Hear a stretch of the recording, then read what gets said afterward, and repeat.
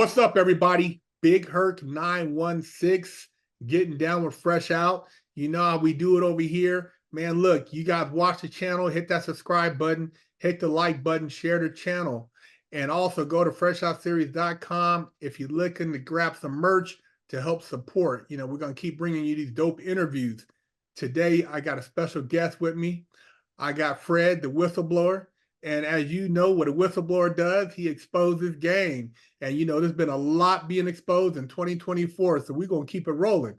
So, Fred, give the people your background and how it led to you working in the Department of Corrections. Well, again, my name is Fred Chambliss, the whistleblower. I always like to come on, blow my whistle, just to, introduce myself. And I want to say thank you for allowing me to come onto your platform and share my story with you. Well, I started back in the feds in 2012, and before that, I was working in the mental health field. And with a lot of people don't know, the mental health field don't pay no money, and the people that really want to help those who have mental problems, they don't give you the necessary equipment and tools to help people with mental problems.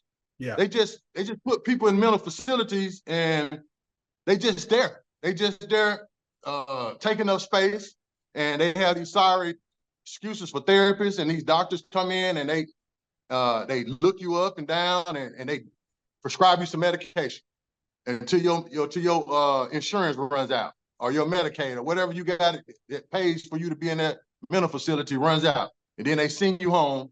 And that's the whole system. It's not helping anybody. It's just it's a daycare for mental patients. That's all it is. It don't help nobody. But with all that said, I was in the mental health field for over 10 plus years, and I got in the not Department of Corrections, but the Federal Bureau of Prisons in April of 2012.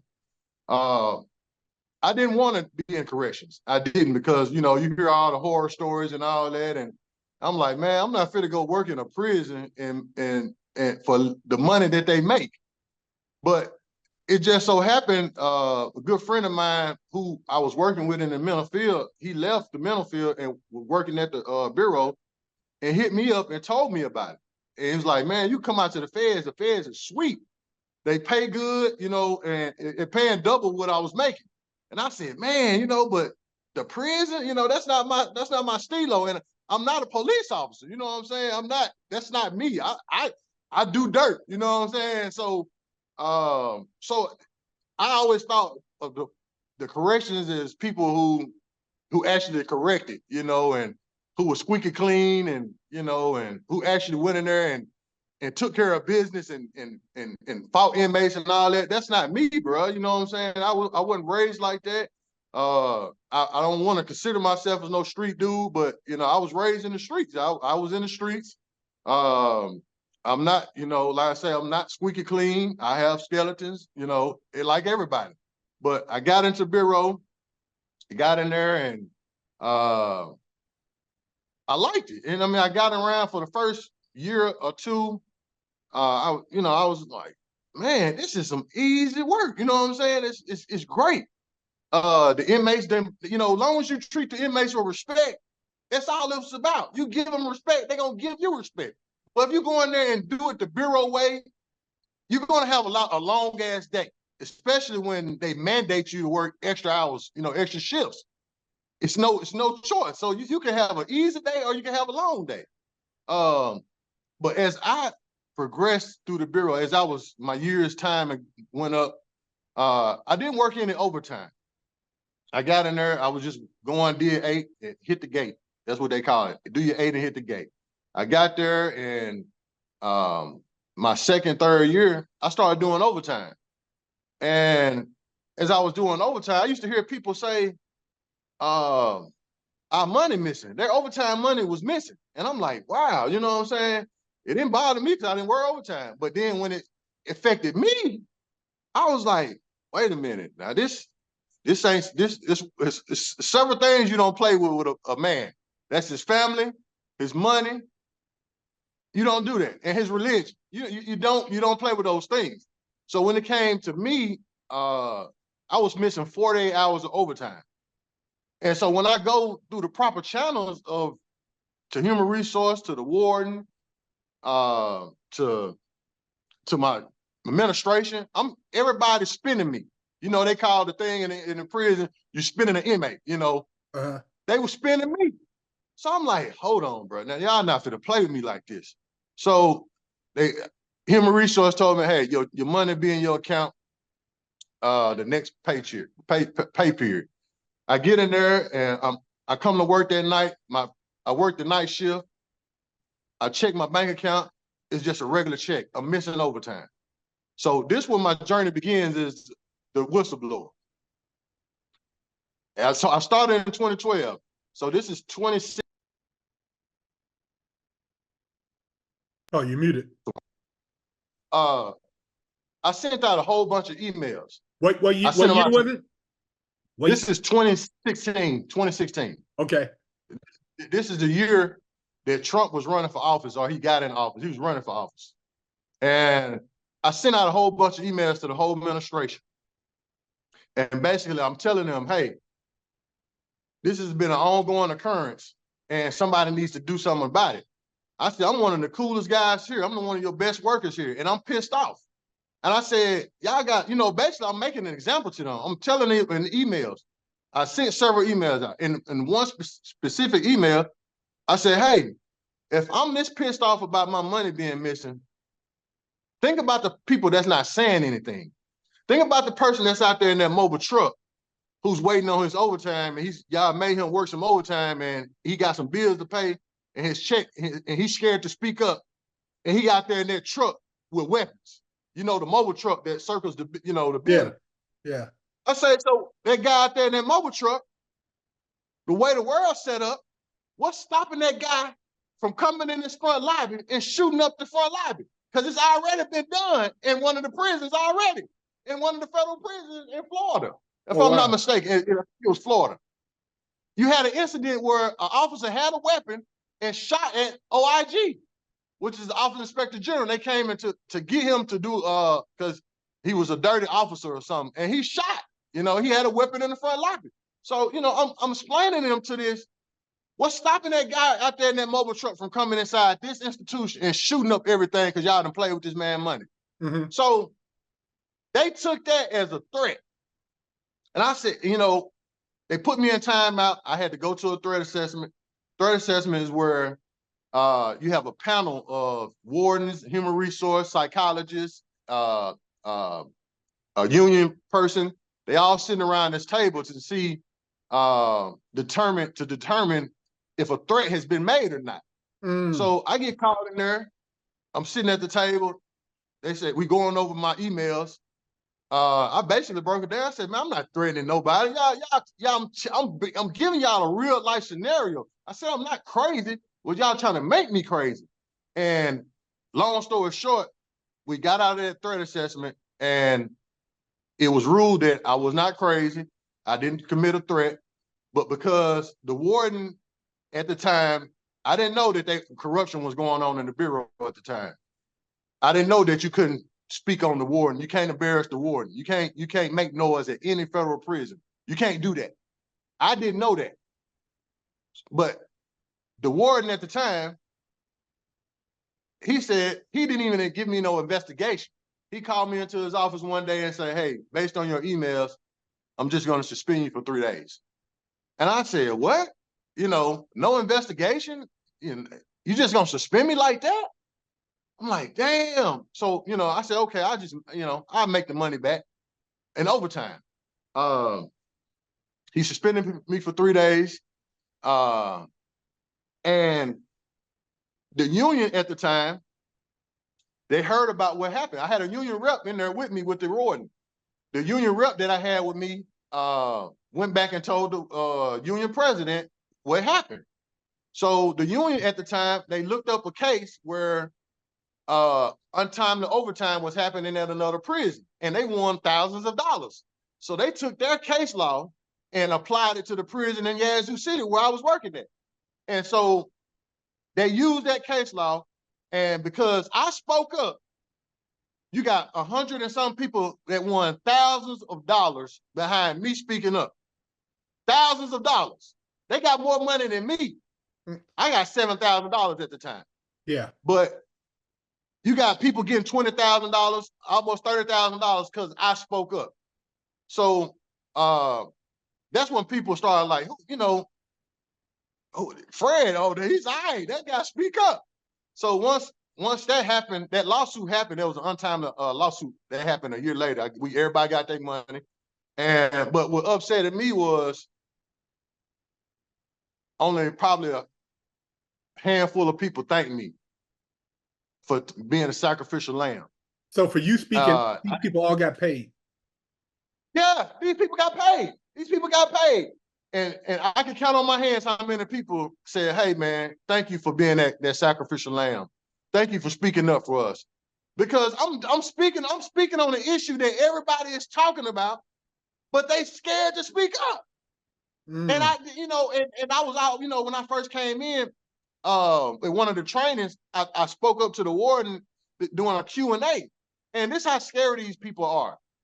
During a training we had, I spoke to the warden. I asked him a question, you know, about all this mandatory overtime. I said, y'all running us into the ground. And the warden basically brushed me off and, you know, ended the meeting, the training. And one of like you got one or two old guys two old school guys came up to me, senior officers, came and said, hey man, what's your name? And I told them my name, and they was like, man, hey, we don't do that here. You know, we don't, hey, just do you, that's what I learned, do you 8 and hit the gate. That's where I learned it from. I'm like, damn, you really got some slave-minded people working in the prison. Like these people are really scared to speak up. Like my own co-workers are really scared to speak up. And so then, you know, like I told you about the emails and the money came and the lawsuit came up. But as you know, as the time went on, I'm still speaking up. Every annual training, I'm speaking up. So with the warden, was he pulling some sneaky shit? Was he stealing money? Who? Was the warden embezzling money? What was going on with the warden? Was he pulling some sneaky shit? Man, they get paid bonuses for us working shorthanded and having a whole bunch of inmates at the prison. They get big bonuses. They get big bonuses. So he, you know, I can't say he was stealing money, but they get big bonuses. Yeah, yeah. So as time go on, I'm up for a senior officer specialist. I was a senior officer at the time. I'm trying to promote up to a senior officer specialist. And the first time I get skipped over, I'm like, man, hold on, what's going on? You know, they selected people that I was training.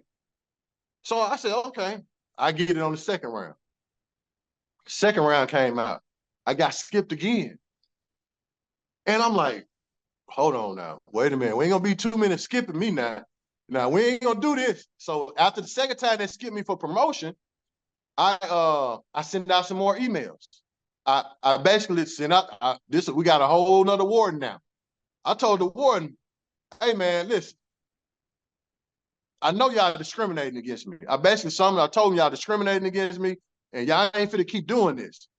I'm finna file an EEO complaint. This is clear discrimination. Everybody at this prison know that I work all the posts.